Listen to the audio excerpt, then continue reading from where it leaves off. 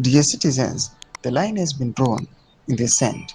The parliamentarians have voted for and against the anti-citizen constitutional amendment bill number 3.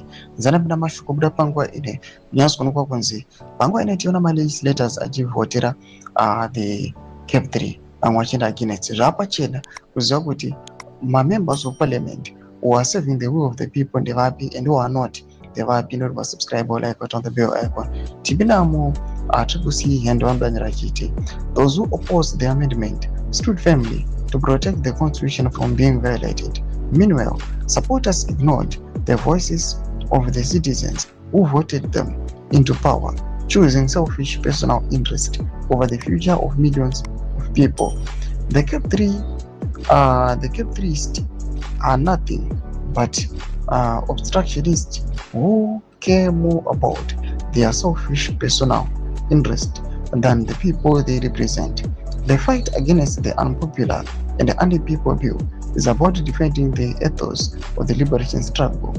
As Joshua Ngomo, the late liberation war hero, said, "No silent leader can disregard the voice of his people and supporters." He continually stressed that the rulers, the political parties, are temporary, but Zimbabwe and its constitutional foundation belong to the people and future generations, making it a duty for leaders to respect the rule of law. And a constitutional amendment that sidelines citizens is a betrayal of the liberation war principles. It is now crystal clear who stands with the citizens and who stands against them. Doma developments are kuda panguva ine atikona kuti aiwa, truth be told, chokwadi chobuda pachena kuti aiwa ndihapa legislators anosupporta the will of the people and those who are against. Comment section medu dzofungira enyu kuti nipa nzori kuchitwa ichi. Subscribe like pachato on the bell icon.